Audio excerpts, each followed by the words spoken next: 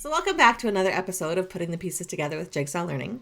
I'm here today with my colleague, Amber Hester, who is a lead learner with Jigsaw Learning and brings to the table vast experience over a number of years in both Alberta and Saskatchewan, from the classroom teacher level, vice principal, principal, assistant superintendency, and as of late, she's been doing a lot of work with our First Nations partners and developing processes and structures to help them envision how collaborative response can occur in their environments, as well as building up team dynamics. So, hi, Amber. Hey Jen, how's it going? Not bad.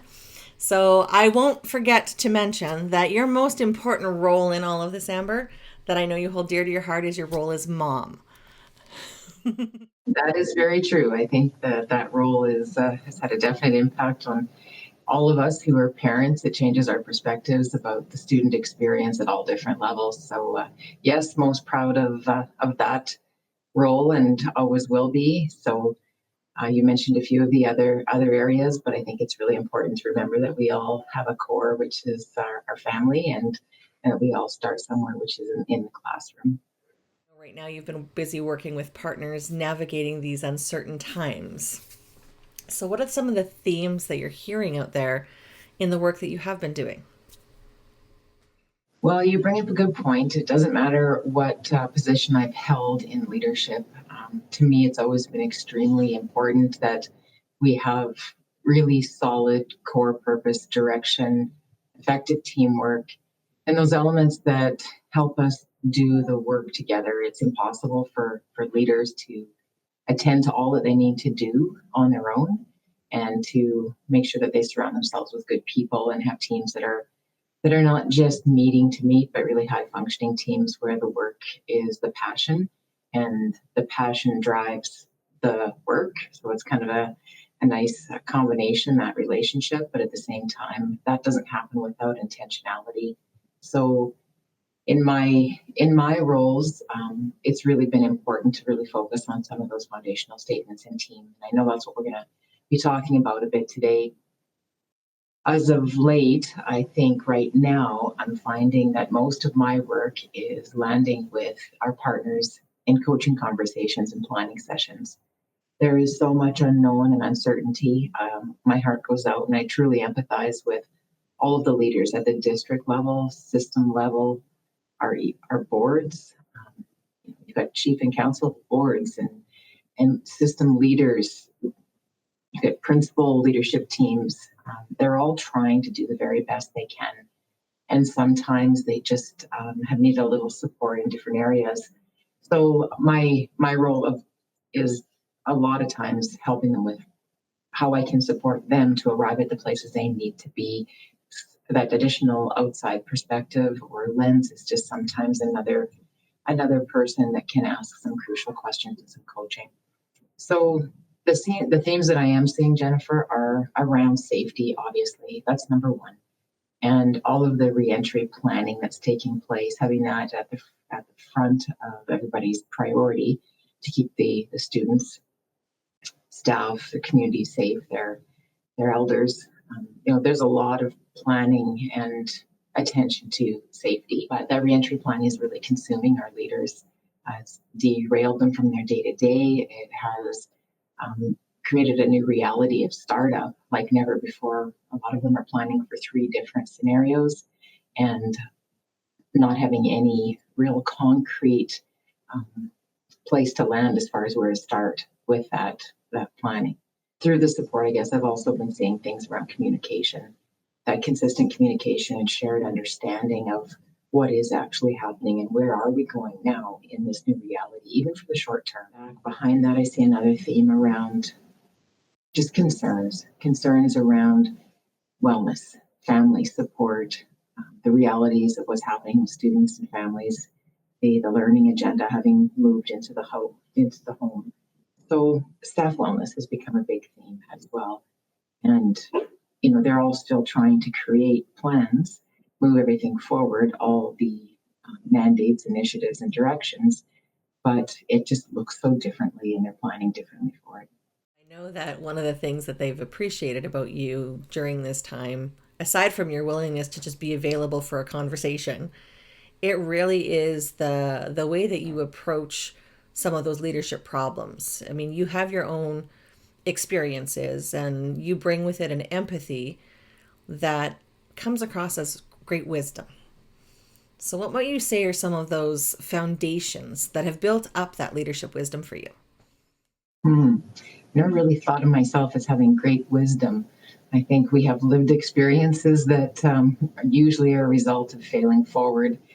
So I guess on my leadership journey and the work that I've had, the number one thing for me is teams. I really honestly believe that in whichever position, whether you're in the classroom working with collaborative teams or you're working with as a principal with your staff teams, district with your district office teams or department teams, having good people around you and really having the ability to identify their skills, how they complement each other, making sure that you've got that diverse perspective. For me, I've always valued that component of team because when you put a lot of people in a room as a leader and you just get out of their way, great things are accomplished. The creativity that comes and the synergy that comes is fantastic. But having said that, that doesn't happen if they don't have clarity about why they're there, where they're going, what they want to accomplish together. And they commit to a whole variety of attitudes, actions, and behaviors that drive that team forward. So without that team, there's sometimes dissonance or disagreement or misunderstanding about where things are actually going. So I guess if I had a few nuggets of, I would hate to say wisdom, but experience, it would be around building up people and empowering people. Because with that, you can get a lot accomplished no matter where you are in the educational system. I know from being a part of the team that you have built up that those foundational statements really are how we describe who we are. But when we talk about foundational statements to the person outside of our team, what do we really mean by them? Well, I think this is where there's lots of different opinions and lots of different research on what those foundational statements are. So, traditionally, it is that mission, vision, values, and goals, right? They're the things that you you do as a group, maybe once every 3 or 4 years, and you put it on a plaque and hang it up in your school, and you share what your shared purpose is together with your community. You see them not just on walls, but letterheads and tent cards, and they're the things that are supposed to remind us, about what makes us unique in a certain environment and why we're here. So that's still basically true. It's just from my perspective, I've had to change that thinking a little bit and move it to a place of functionality, because I think what I found is that foundational statements in their traditional sense are very rigid and they don't allow you to be able to revisit them. There's not the ability to be able to adjust as our realities adjust, as mandates adjust. So for me, the foundational statements are still those core elements. Why are we here? What do we hope to accomplish? And how do we have to act and behave? What values do we commit to together and want to uphold in the work that we do in the environment that we're in, and how do we commit to each other to make sure that that's actually moving forward? So those pieces are still those basic foundational statements, but where I deviate a little bit is that I think that there's sometimes a misunderstanding between what mission and vision are. And if you completely and you think consistently about mission and vision revisions, and we as staffs have been through them many, many times. And a lot of times you think, oh, when is this going to end? Because we have to go through this again. Well, what I found is that if you can think about those as purpose and function, you know, mission, vision, purpose, function, here we are in a space, we still have to clearly define why we're here and what we're doing together and what we hope to accomplish. So I really do believe that the foundational statements aren't something that need to be done and finalized and framed. I think they should be on Google Docs and changed every year, and sometimes maybe partway through the year. In a year like this where there's COVID, I think we need to come back and say, okay, what's our core purpose now? What are our short-term immediate goals now? Our vision, things have changed, our direction has changed, and people still need to be really clear on what you're trying to accomplish as a group in a new reality. So I guess the big thing for me is that they're changeable, they're revisitable. They're those things that you actually can come back to and say, you know what, different reality, let's have a look. Are we still trying to accomplish the same thing together? So I guess for me, those foundational statements are more than just statements. They become living documents that are revisited on a consistent basis with you and your as a leader and your team, and they drive and focus you on what you're trying to do as a team. And you talked about, the need to come back and revisit them and the changes in context. And I know you've spoken of the mandates and the situations, COVID-19 being one of them. But other things that I've heard you speak of in that area include, staff turnover. And, even just coming back and reimagining them each year to fire up those team dynamics and bring everybody back to the same page. So how do you see those statements influencing the dynamics of teams? Well, I think that you mentioned a couple areas there. Anytime you've got a new leader, or you have a large turnover with staff, or you have no turnover with staff, and things aren't revisited for a long period of time, people just kind of assume that we're all teachers, we're all leaders, we're all at this school or in this location together. So the assumption is that we know why we're there, and sometimes that assumption is correct, and sometimes it is not. And you often see that in when it's not, where there's kind of an incongruence and it impacts the culture and climate of the team and the productivity of the team. So in the collaborative response with the collaborative team meetings, we have to talk about that norming process and the ability to have collective norms in a team meeting setting. So if those team meetings, just as an example, if those team meetings aren't working well and you have teachers who don't want to share their data, they don't feel like they want to partner on interventions, they maybe don't even want to show up to the team meeting, but it's a mandatory part of the job, that speaks to me to something larger. It's not the norms that need to be attended to, it's the culture of the school or the culture of the team. And that culture allows you to come back and say, okay, well, does everybody have a shared understanding of why we're here? So I've worked with a lot of schools that when they've been having trouble with those team meetings and and people not feeling like they're actually a part of the team for whatever reason, and even though they have norms, if we come back and we look at the foundational statements, what it does is it gets to the core of why am I in this building and what am I here to do for kids? What makes an elementary school different than a middle school? A district office inclusive team different than a learning services team, because we all work in education. So our why is basically the same, but it's really not. When you dig deep, your why is very different. And until we actually take the time to ask people, why do you think you're in this space? Why did you choose to come to this high school or to this department? What makes us different and unique? Those are the areas that start to help you realize that, okay, well, maybe I didn't have everybody who had the same understanding. And with that disjointed understanding of what we're trying to accomplish and where we're going together, then you see disjointed teaming. So that connection to me is really important, that if a team doesn't necessarily gel for whatever reason, you see silos or avoidance. There's a lot of different characteristics. Sometimes it's just because nobody has really taken the opportunity for them to share their why and to hear everybody's why. Because that, Simon Sinek often start with why. His work has been in my brain for a long time, because we often move to the how and the what.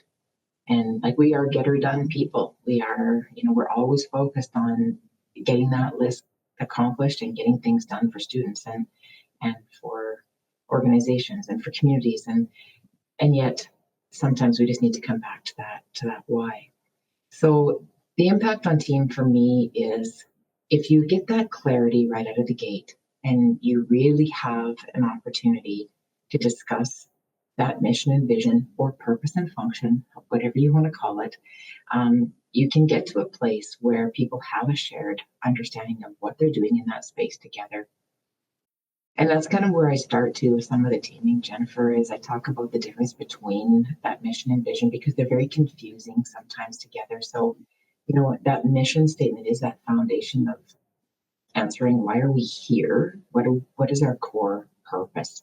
And it is a short statement usually that informs what people are doing in that space. And it's very factual. It's that elevator pitch where you can say, oh, I work at this school, this office, this team, and this is what we do. And you could say it in a very short amount of time and people go, oh, I get it. That's what you do. Where the vision statements are often very aspirational and inspirational. They talk about what you hope to become in your department, at your school, what you want to do for kids or your community. And it is a long-term vision. Paints that picture of, where are we going? And usually this is driven from the heart. When I work with teams, this is driven from that place of, if you could get rid of all of the issues here, what would it look like? And I hate to, operate from a place of negativity, but sometimes people say, well, I don't know what our vision would be. I said, well, is there anything that's not working well? Well, there's usually a laundry list of things that maybe aren't working well on a team or at a place or in a location. So I try to get people to think about what would it look like if those issues weren't there. And they're huge, they're aspirational, and it's really interesting to hear what people put. So the mission and vision I see are needing to be clarified a lot of time, purpose and function. Allowing people to know that mission is short and concise. And I say with a vision statement, if it takes you 12 bullets to say what you want to become and where you're going and clearly articulate that, have 12 bullets. Otherwise, you end up trying to create a vision statement. And the vision statement then starts to look like a mission statement and they get all messed up and confused. You were talking, Amber, and as you were speaking, it made me think about the notion of layering teams. And so the idea that, this team or department over here has its culture and its mission and vision, and this team over here has theirs, and this team over here has theirs. But when we come together as the bigger team, the school team or the district team, how in your experience would you take all of that and bring it to a larger organization mission vision? Yeah. Well, and it sometimes works both ways, right? Like you'll have schools or departments create a mission and vision for their area, but there's also one for the district, or the government or chief of council board have required certain things, so those become components that are required in the in the structure of the mission and vision of the organization. So it's really important to not deviate. There is a definite layering that takes place.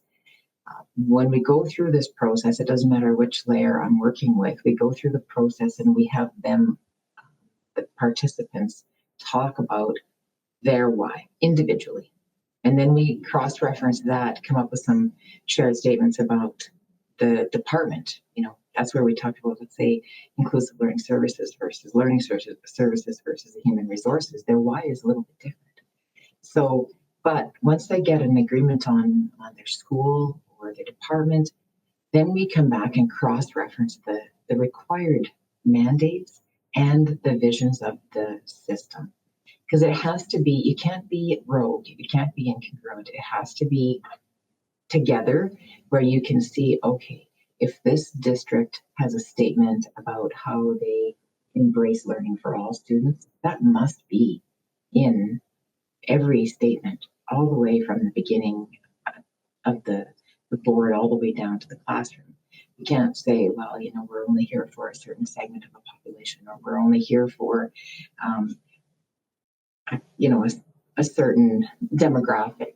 Like it's really interesting to see that alignment, and sometimes it's a great opportunity because sometimes our different groups aren't aware of what the overarching mission and vision are of the organization in which they work. So we go through each area, and we ensure that languaging is there. And then we cross-reference what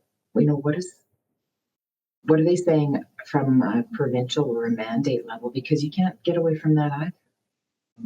Um, we have lots of different mandates, and I'll use, for example, safe, caring, and welcoming schools. That was a mandate, and that became a really infused, embedded part when that came out of people's mission statements. And the same thing in departments and the same thing at the school level.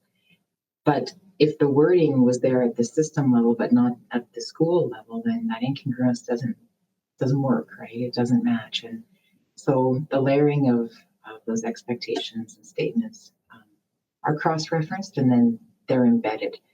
They don't always look exactly the same because every place is unique, but there's some through lines that we ensure are there when we go through that type of process.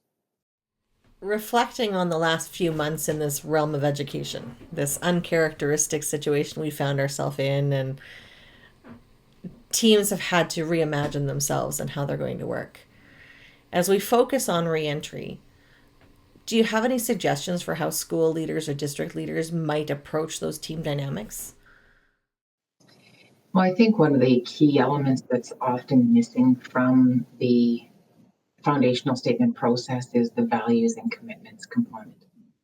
So when we talk about the values and commitments that are there, when people determine why they're there and what they're doing together, I think those values and commitments are the things right now that might be changing in the new reality.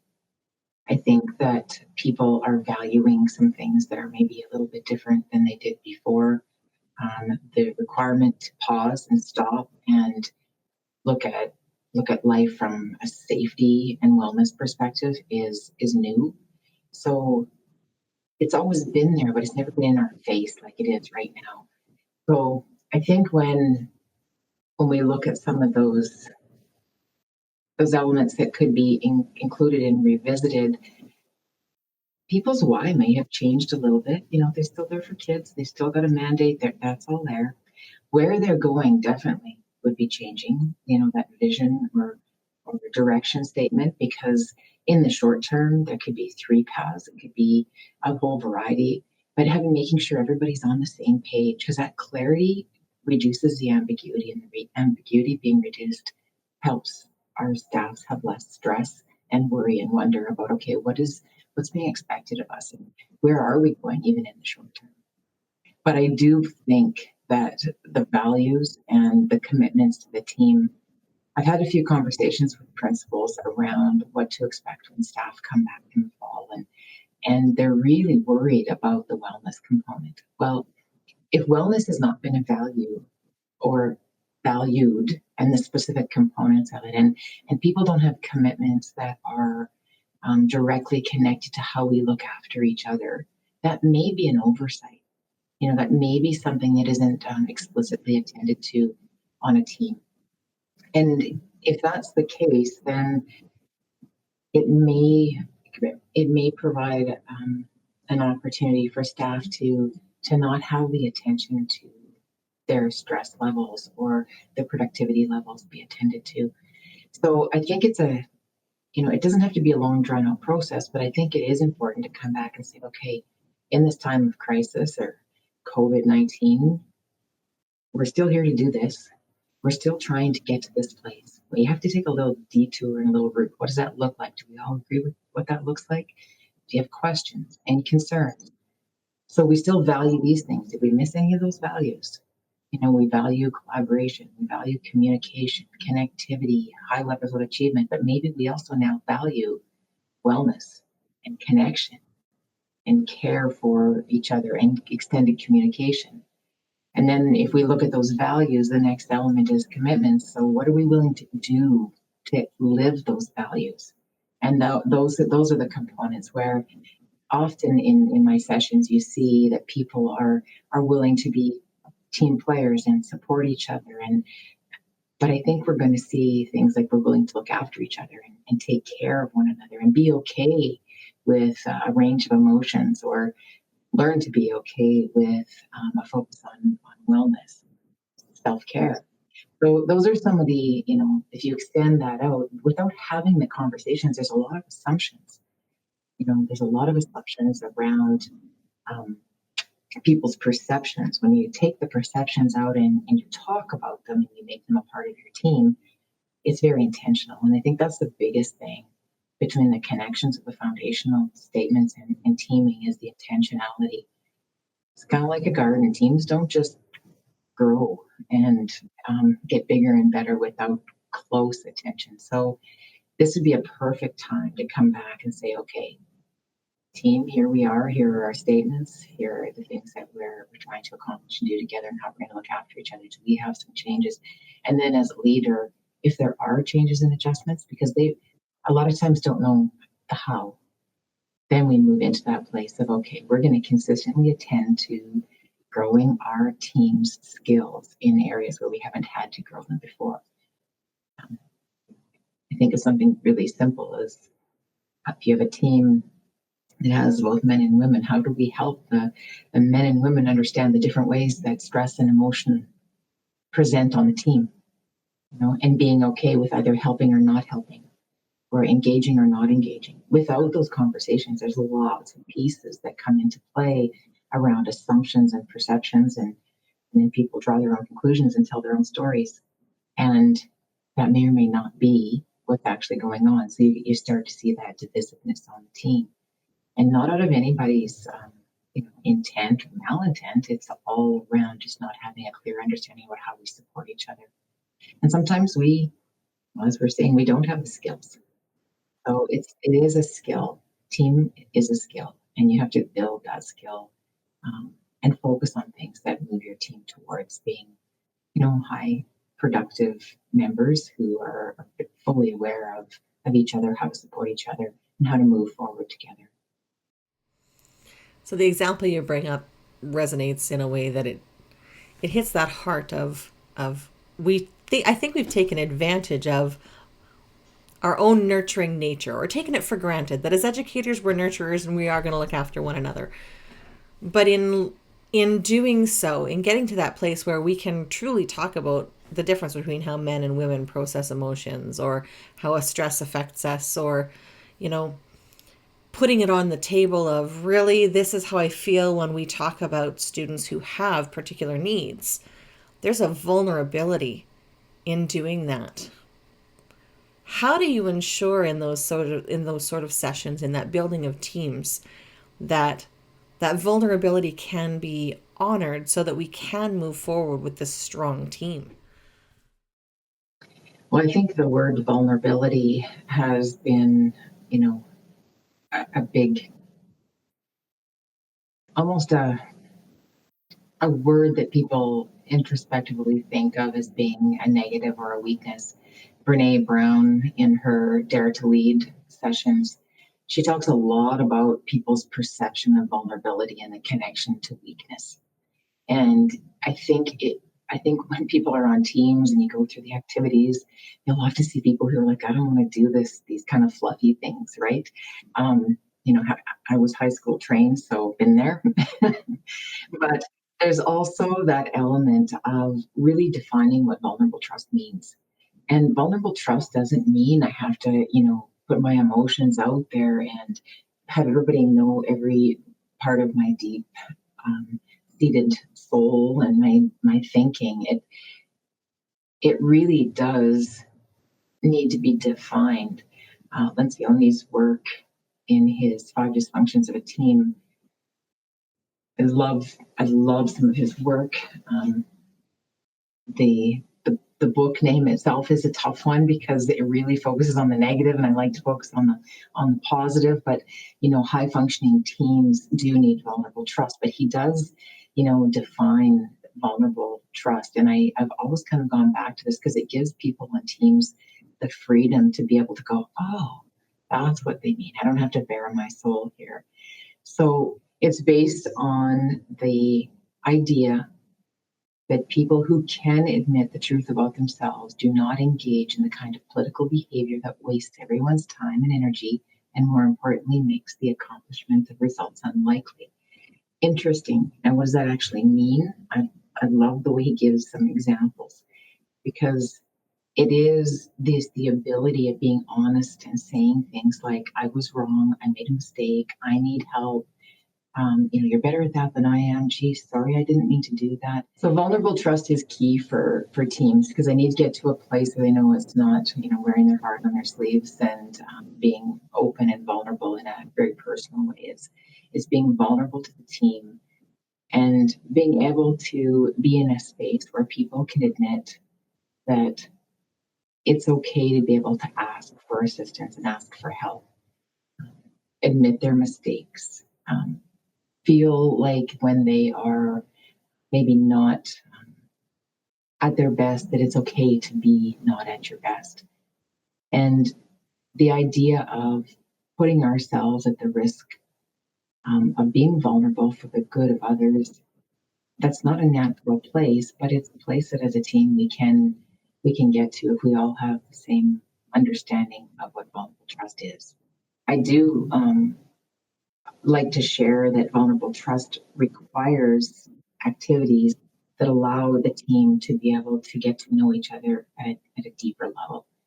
And that deeper level doesn't have to be personal, it can be professional as well. But when I know around things like personality inventories, areas that allow us to say, oh, this is how a person's going to react in conflict, or this is what a person looks like when they're, excited and content. Those types of characteristics are important for a team because the way we meet each other in the team space requires us to be able to have a deeper understanding of the personality. That's basically what vulnerable trust is. So if I am a calm, collected person most of the time, and this is what excitement looks like for me, you may wonder if I ever get excited about anything, right? Where someone who is excited all the time and consistently is in that space of heightened excitement because that's who they are, other people might perceive that as being overbearing or, overcharged. Well, you take those two different folks looking at each other, they could draw their own conclusions about what the other person is or isn't like or how they interact together. And in absence of actually having a conversation about, okay, well, when you see me like this is what you get. Or when I'm heightened, when I get excited, I even get more. But when I'm mad, I shut down. Those are great tools for teams to understand about each other. And that's those are examples of the kind of vulnerable trust that need to be there so that we can better interact with each other. And when we talk about a situation like COVID-19, there's going to be lots of people who are experiencing and have different stress responses. So some of those areas might be surfaced with team, and I think it's going to be really important for teams to be able to acknowledge that, okay, this person has stated that they're okay, even though they don't seem okay, but they're okay, or they need this from us. So that vulnerable trust is going to be really important. Other than having the opportunity to cultivate that, we tend to take it to a negative place. And as teams move it to that space of judging, criticizing, telling our own stories about why that might be the space or place for that person at that point in time. And this, yes, might sound a little bit more, floral, and a lot of teams like to get into, but at the same time, it is the one thing that I found through all the teams that I've worked with that has grounded us. When you can really get to know each other and understand how each other ticks, you're good. And you know when to check in and you know when to not check in. You know how to build up elements of your team and what they need and what different skills to be able to practice with them. So trust is just one. There are so many other components around effective teams, and those are also areas that need to be cultivated. But the foundation is trust, as we all know. And you brought up conflict in your discussion there, and I know that, like vulnerability, conflict is one of those terms that often is viewed as negative. How do vulnerability and conflict exist in team dynamics, and how can we relate that notion of conflict back to the foundations of purpose and function? Well, I think conflict is another key. It's like trust. Conflict is, in Lindsay Young's work, conflict is the next level to be attended to by teams because people view conflict as a negative thing all the time. And a lot of us are not comfortable with conflict. So it's really, coming to that place of defining what conflict looks like on your team. And when we define conflict as a space where we are willing to go to generate new creative ideas, that makes it very different than I'm entering into an unsafe space or an argument. So conflict is an element with teams that I think when I've been spending time working with my teams, we do conflict norming. So how do we engage in appropriate conflict? How do we respect people's boundaries and safety when it comes to conflict? If you come from a background where your family supper table is, a conflicted space and energetic, and everybody likes to argue with everybody, and it's who can argue the best to get their point, and they all leave and after supper, and it's been a great conversation. That's a very different view of conflict than if you are in a home where there's actually a tremendous amount of conflict or violence, or that space where conflict feels very awful. So, we all bring with us to the table our backgrounds. So if you take those two situations where you've got two people at the table, one person who loves to argue and the other one feels like, oh, please don't argue, then you end up in a place where we don't have any parameters around how we play this conflict game, right? So conflict norming is really an interesting tool with teams where you can talk about, okay, our individual level of conflict is here, scale of 1 to 10. This is the conflict model that we are going to adopt to help us resolve conflict. And that model can be what we do together, what we do as partners, what we do as individual, when we need help, when we need mediation. So there's lots of pieces around conflict that can be attended to in advance of having those team conflicts, but it's also spinning conflict to a place of being a positive. You don't work through problems by everybody agreeing. You work through problems by gaining a deeper understanding of what the problem is and feeling conflicted, working through that together and arriving at a new space together. So those elements of conflict, if we're to pull them back to teams not only need to be able to trust, but they also need to navigate because not everybody gets along all the time on a team. I don't think I've ever worked on one where everything has been, rainbows and harmony all the time. So those are really elements that need to be attended to. And I think right now there's going to be lots of people who are dealing with lots of conflict. If we look at just the state of affairs, lots of people are out of work. That itself causes conflict around the things that they can or cannot do, provide or not provide, or even the way they feel about themselves, their workspace, and where they have to go home to deal with when they are going back and forth. So conflict around safety, conflict around how do I look after my aging parents and my children at home while I'm trying to work full time. There's lots of pieces that I think are going to be coming into play in the fall where staff will have turmoil, and that conflict will definitely be there internally, and more than likely that will come through on teams as well. So really, as a leader, it's how you navigate that conflict in a team environment. But this goes back to what I was mentioning before around cultivating skills. If we don't take the time as leaders to cultivate these types of skills, people default to the skills that they have in the context that they know. And this is just a new territory. It's not that people's skills aren't good and they aren't honed. We're all adults and we've made it to whatever point in our life where we are by using our skills. But you put people onto teams, and now we've got a little bit of a different reality around how we navigate each other. It's almost like we have a new family. And when you address these pieces, it lowers the anxiety level, and people know that, I know how to navigate the people I have to spend the majority of my day with, or that I'm trying to accomplish my work with together. So the team building to me has always been near and dear, because once you get that level of, connectivity with people, like, you just soar, and no one person expects everyone else to do their job on the team. And it really becomes a collective, collaborative space of working together to make sure that you're headed, doing what you say you're doing with your mission, and headed in the direction where you're going with your vision together. And one person stumbles, the others pick it up. And that level of team is just the most fascinating environment to work in.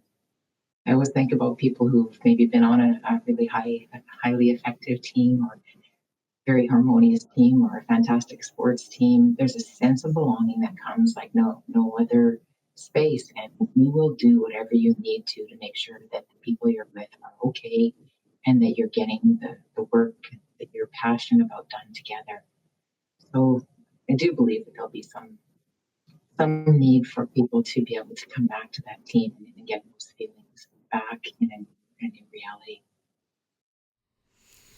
And where I've sat here fascinated listening to you making the connections between sports teams and school teams and the experiences that we bring, and moving from the theoretical, I call it theoretical, but the function and purpose, the mission and vision, to the actual enactment to those commitments, and the idea that as a team we're going to move forward. And it's kind of that no man left behind sort of feeling, in that sense of belonging. Any final words that you want to share around belonging, wellness, team dynamics? I know we've talked about team a lot, and all the different dynamics and the emotions and the feelings and caring and attending. But it's interesting to note too that these are elements that are actually embedded in a lot of our standards as leaders, as system leaders. You always see that, clear purpose and direction, mission and visioning, attending to team. Like, those are elements that have been required of leaders, school leaders, system leaders, teacher leaders, from the time that we start to do this work. And yet there aren't very many places that teach us how to do that. And I think that for me is one of the biggest areas that I found going through, is that it kept being an expectation. And in my younger years of leadership, I kept trying to follow different models and figure out the why. And when it finally worked and it finally clicked, I understood the why, because you can really accomplish a lot. You can meet your system mandates. You can attend to all the goals you want to. You can, attend to your professional standards and your system leader standards, by connecting and working through together. And that's one thing that I have to say with Jigsaw Learning, that whole focus on collaboration and attention to the important things that people can do together, and the places that we can take people and move people, and all for the betterment of students. This is just another one of those elements of collaboration that we don't really get good at unless we practice, and we're all reaching for different tools on how to do it. And just hope that you find a few things in here that might be beneficial, or at least spark some interest. If you do, let me know. There's our contact information is always there on the Jigsaw Learning website. But I think it's really interesting just to sometimes do some self reflection about, how am I as a leader going to get through this new reality? You're going to need a team, and you're going to need each other to be able to do it and move forward. And if you're reflecting, going, oh, I've got such a great team, then I'm awesome. You could probably coach me in a variety of areas and give me some more tools and tricks too. But if you're sitting back going, oh, everybody's so disjointed, and I don't know how I'm going to pull all this together to get all these things done, then sometimes just coming back to that basic place of, gee, maybe I need to have a look at those foundational statements in a new reality, and that might help get your teams grounded again for the great work that they're going to have to do moving into a very interesting year coming up in September. A number of my former colleagues have reached out to you and invited you into their schools as they've taken on roles as new leaders or moved into new buildings. And I know that one of the things that they appreciate about you is your ability to include them in the process alongside their staff so that they are building that culture with them. I think it is important sometimes that leaders have the opportunity to be participants because when you lead this kind of work from a principal, district leader, team leader perspective, you don't get to be a participant and be able to sit with your staff and have the conversations about what your why is and what your values are and the things that you're willing to commit to as a part of the team. Sometimes, not all the time, but sometimes there is the perception that when the leader engages in this process, that there are some items that are already predetermined, or there's some thinking that has maybe been, it's going to be influenced. And why do we even engage in this? Because it's just going to be written how we want, how they want it to be. It eliminates those opportunities for people to have the perception that there's any sort of influence into the process if the principal is or the system leader or department leader is just a part of their team and struggling with their staff to work through all of these elements together. Just kind of like take your hat off at the door and just be with your staff and your team. And that's really hard to do as a leader, to lead the process and participate in the process. Well, Amber, I have gained much insight listening to you, and I've heard you speak on this topic a number of times, and I learn just a little bit more from you each time you share. One of the things that I appreciate about you as a leader is how calm you come across.